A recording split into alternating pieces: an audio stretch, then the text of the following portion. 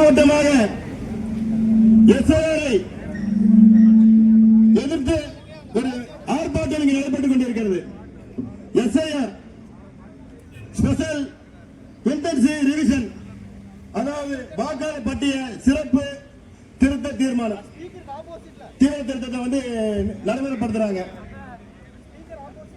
தமிழக வெற்றி கழகம் எஸ்ஐஆர் சோதனை எதிர்க்க காரணம் என்ன?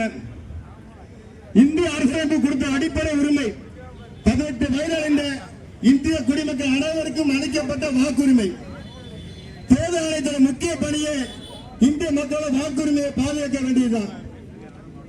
தகுதியில்லாத வாக்காளர்களை பட்டியலில் நீக்குவதும் தகுதியான வாக்காளர்களை அவர்கள் வாக்குரிமையை பாதுகாப்பதும் இந்த தேர்தல் ஆணையத்தின் முக்கிய கடமையாக இருக்கிறது.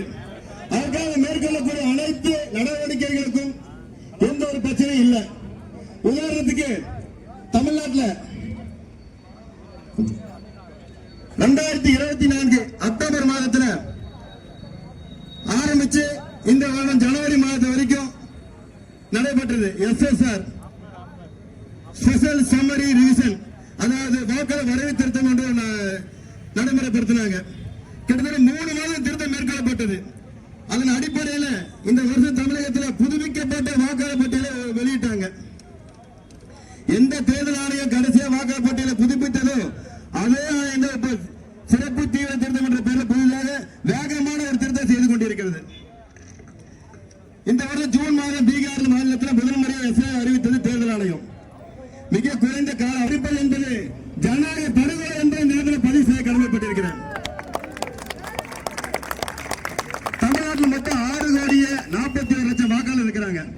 இந்த 6,41,00,000 வாக்காளர்களுக்கு பிஎல்ஓ அதிகாரியாக 68,000 அதிகாரிகள் வந்து நியமிக்கப்பட்டிருக்குது நம்ம தேர்தல் ஆணையம்.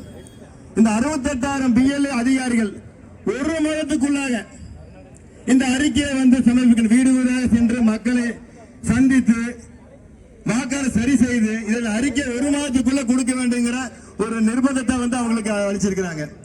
ஒரு மாதத்துக்குள்ள எப்படி சாத்தியப்படும்? ஏன்னா 2005 கொண்டு வரப்பட்ட அறிக்கையில இருந்துதான் இதை வந்து மறுபடியும் புதுப்பிக்கிறாங்க. 2005 இருக்கக்கூடிய எத்தனையோ மக்கள் இந்த எத்தனையோ பகுதிகளில் குடிமாற்றம் செய்யப்பட்டிருப்பாங்க. கிட்டத்தட்ட 60% மேற்பட்ட மக்கள் வந்து அவங்க இருப்பிடத்திலிருந்து வேறு இருப்பிடம் மாறி இருப்பாங்க. அந்த மக்களுக்கு அவங்க எப்படி போய் எளிமையா போய் அவங்க சீக்கிரம் போய் அவங்களை ரீச் பண்ண முடியும்? ஒரு மாதத்துக்கு எப்படி அவங்க போய் செஞ்சிட முடியும்? இந்த இடத்துல தான் நம்மளுடைய கபடதாரியாக திமுக அரசு விளையாடுது. அவங்க ரெட்டை வடைக்கு தான் வெளிப்படுது. அவங்க எஃப்ஐஆர் எதிர்க்கிற மாதிரி எதிர்த்துட்டாங்க, அவங்களுக்கு உண்டான வழக்கும் போட்டுட்டாங்க. ஆனா அதே இடத்துல எஸ்ஐஆருக்கு குளறுபடிகளை தனக்கு சாதகமாக பயன்படுத்தக்கூடிய அனைத்து வேலைகளையும் இன்று திமுக அரசு செய்து கொண்டு இருக்கிறது.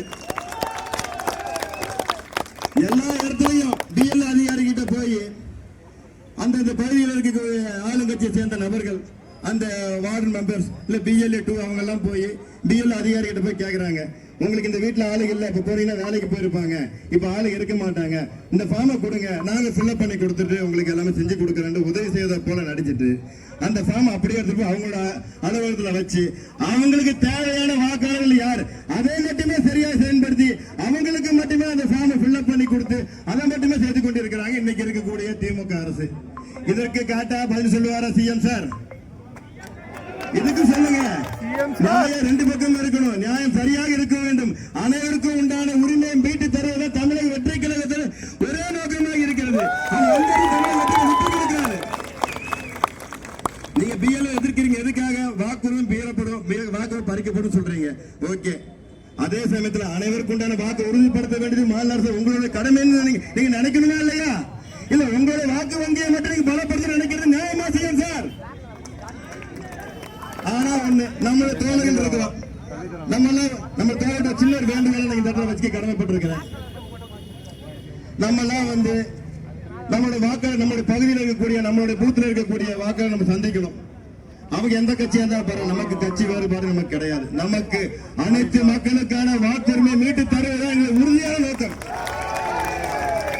அதற்காக நம்ம எல்லா வாக்காளரும் நம்ம சந்திக்கணும்.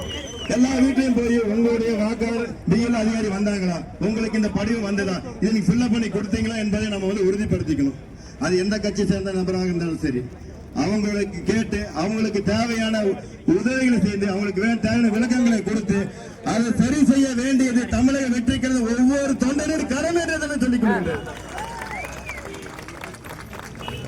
அது மட்டும் பிஎல்ஏ அதிகாரிகள் வந்துடுறாங்க, அவங்கள சொல்லி குறை இல்லைங்க. ஏன்னா அவங்க ஒரு ஆசிரியர்களா இருப்பாங்க. அவங்க பகுதி நேரமா ஒரு 3 மணி வரைக்கும் பள்ளியில வந்து அவங்க ஆசிரியர் பணியை முடித்துட்டு அதுக்கப்புறமாக தான் இந்த பிஎல்ஏ அதிகாரியாக வந்து பணி செய்ய வர்றாங்க. அவங்க வேலை பழுவதான இந்த இடத்துல நம்ம வந்து நிச்சயமா குறிப்பிட்டே ஆகும்.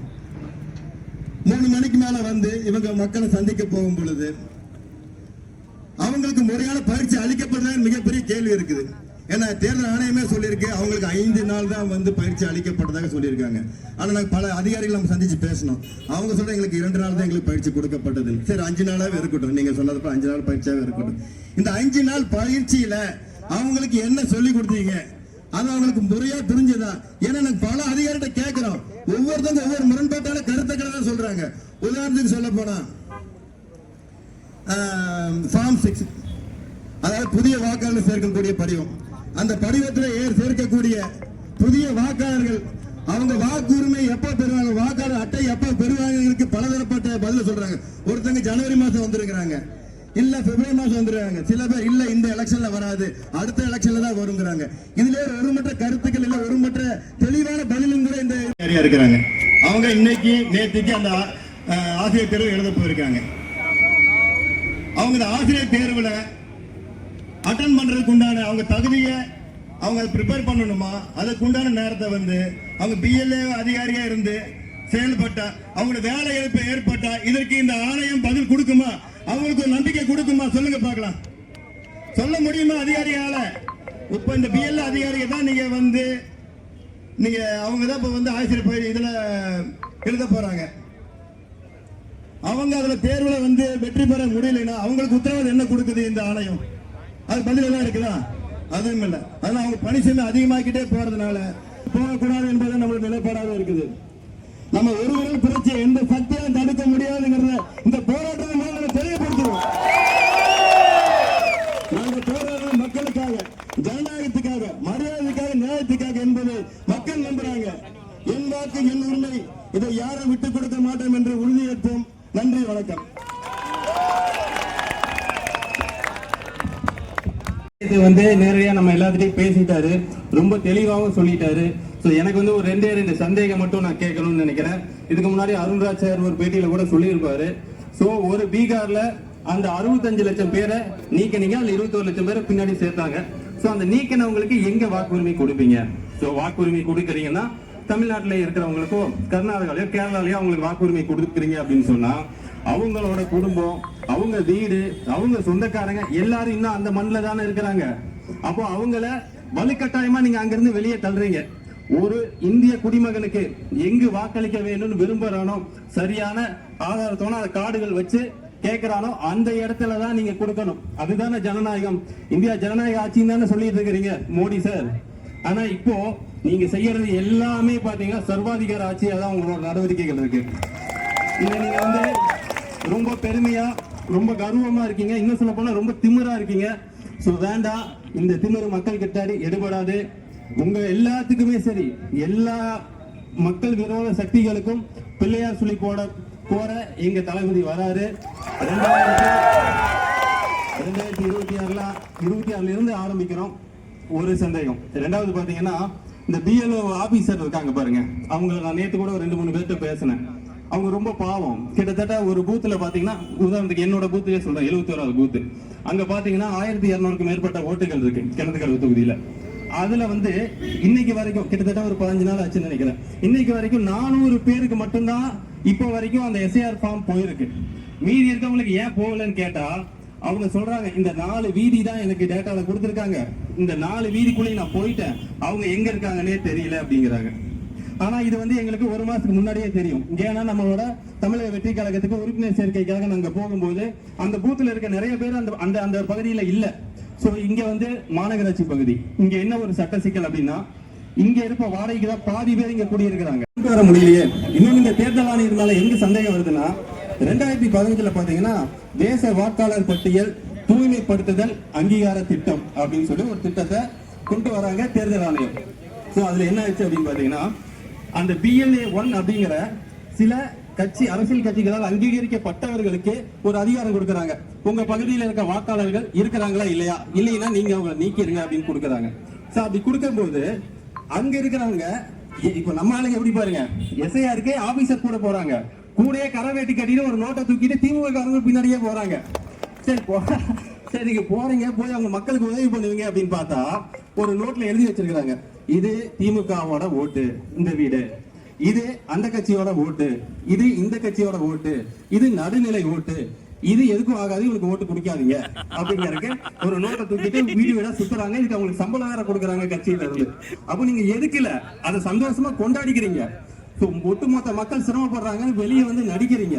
தளபதி சொன்ன மாதிரி நீங்க முன்னாடி அடிச்சுக்குவீங்க, பின்னாடி கை கொடுத்துக்குவீங்க. சோ அந்த மாதிரிதான் வந்து இன்னைக்கு திமுக அரசு அதுல ரொம்ப கொண்டாடிட்டு இருக்கு. நான் சொல்ல வந்த பாருங்க, அந்த 2015 சோ அதுல என்ன பண்ணிட்டாங்கன்னா, அந்த அதிகாரம் BLA 1க்கு இருக்கும்போது கிட்டத்தட்ட அப்ப வந்து ஹைதராபாத் இருந்துச்சுன்னு நினைக்கிறேன், இப்ப தெலுங்கானா, கிட்டத்தட்ட 27 லட்சம் வாக்காளர்களை அந்த ஒரு கட்சி சார்ந்தவங்க நீக்கிட்டாங்க. அதே மாதிரி ஆந்திரால 15 லட்சத்துக்கும் மேற்பட்ட வாக்காளர்களை அந்த கட்சி சார்ந்தவங்க இன்னொரு கட்சிக்காரங்களை தெரிஞ்சு நீக்கிட்டாங்க. சோ அந்த மாதிரி ஒரு அதிகாரம் இன்னைக்கு திமுக கையில கிடைச்சிருக்கு. சும்மாவே ஆளக்கூடிய ஆட்சி கட்சி திமுக. இன்னைக்கு அதோட கால்ல இந்த SIRங்கிற பேர்ல ஒரு சலங்கையை கட்டி விட்டுருக்காங்க பாஜக.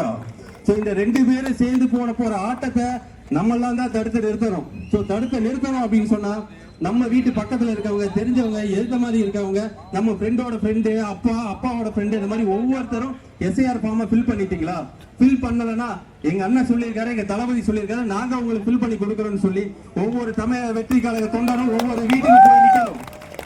இதுதான் தளபதிக்கும் கட்சிக்கும் நம்ம செய்யற ரொம்ப பெரிய முக்கியமான விஷயமா இருக்கும். அதே மாதிரி இளைய தலைமுறை வாக்காளர்கள் அவங்களுக்கு மொத்தமா தெரிஞ்சு போச்சு, ஒருத்த கூட நமக்கு ஓட்டு போட மாட்டான்னு. அதனால எவெல்லாம் ஓட்டு போட மாட்டியா, உனக்கு ஓட்டர் ஐடியே கொடுக்க மாட்டேன் அப்படிங்கிறாங்க. சோ அதோட நோக்கம் தான் அந்த ஜென் கிட்ஸ் அப்படிங்கிறது. சோ அவங்களுக்கு எல்லாம் பாத்தீங்கன்னா இளம் வாக்காளர்கள், அந்த இளம் வாக்காளர்களுக்கு பாத்தீங்கன்னா ஓட்டு உரிமை கொடுக்க கூடாதுக்கு என்னென்னலாம் கட்டுப்பாடு இருக்கோ அத்தனை கட்டுப்பாடும் போடுறாங்க. என்ன காரணம்னா, அவன் கண்டிப்பா நம்ம ஓட்டு போட மாட்டான், இவனுக்கு இந்த தடவை ஓட்டு உரிமை கொடுக்க வேண்டாம், 2026 எப்படி தமிழக வெற்றி கழகம் ஜெயிச்சிடும், அவங்க வந்து கொடுத்துக்கட்டும் அப்படிங்கிற ஒரு நோக்கத்துல எல்லாமே தடுக்கிறாங்க. அந்த இளம் வாக்காளர்கள் இன்னும் விழிப்புணர்வு கம்மியா இருப்பாங்க. நம்ம தான் அவங்களை போய் ஒரு விழிப்புணர்வை ஏற்படுத்தி அவங்களுக்கான வாக்குரிமையை வாங்கி கொடுக்க வேண்டியது நம்மளோட கடமை. ஏன்னா அது ஒவ்வொரு ஓட்டும் தளபதிக்கு வரப்போற ஓட்டு, தமிழக வெற்றி கழகத்துக்கு வரப்போற ஓட்டு. அதனால நம்ம எல்லாரும் இந்த இடத்துல தளபதி வழியில ஒரு உறுதியான உறுதிமொழியாகவும் கொள்கையாகவும் ஏற்போம். ஒவ்வொருத்தரும் 100 பேருக்கு SIR ஃபார்மை நாங்க ஃபில் பண்ணி கொடுத்தோம் அப்படிங்கறத நம்ம எல்லாரும் தொடர்ந்து பண்ணணும். அதே மாதிரி நம்ம பிரஸ் பண்ற பட்டனா அதுதான் நம்மளோட எதிர்காலமே. அதை கணக்கிற விதமா, அதுவும் தேர்தல் வர இந்த நேரத்துல எதுக்காக இப்படி ஒரு அதுவும் சிறப்பு தீவிர திருத்தம், எதுக்கு இப்படி ஒரு சிறப்பு திருத்தம் நமக்கு தேவையா? அதுவும் இந்த டைம்ல நாங்க SIR வேணாம்னு சொல்லல, இந்த டைம்ல எதுக்குங்க பயம்? ஏன்னா எங்க நீங்க மறுபடியும் மண்ணை கவிட்டு போயிருவீங்களோன்னு பயம். நான் கேக்குறேன், இதுக்கு பேர் திருத்தமா இல்ல குழப்பமா? மக்களோட மைண்ட் செட் இப்ப எப்படி தெரியுங்களா மாறுது? இவங்க பண்ற விஷயத்தால ஓட்டு போடலாமா இல்ல வேண்டாமா அப்படிங்கிற மனநிலைமைக்கு இவங்க கொண்டு வந்திருக்காங்க. உங்களுக்கு SIR பத்தி தெரியும் நினைக்கிறேன், பல மாநிலங்கள்ல நடந்திருக்கு. அத நம்ம நிறைய நியூஸ்லயும் பார்த்திருக்கோம், நியூஸ் சேனல்ஸ், நியூஸ் பேப்பர்ஸ்ல பார்த்திருக்கோம். அங்க என்ன நடந்துச்சுன்றதும் தெரியும். பல மக்களோட வாக்குகள் பறிபோனுச்சு. அதுவே ஒரு ஃபெயிலியர் மாடல். அதை எதுக்கு இப்ப தமிழக மக்கள் மேல கொண்டு வந்து திணிக்கணும் இவங்க?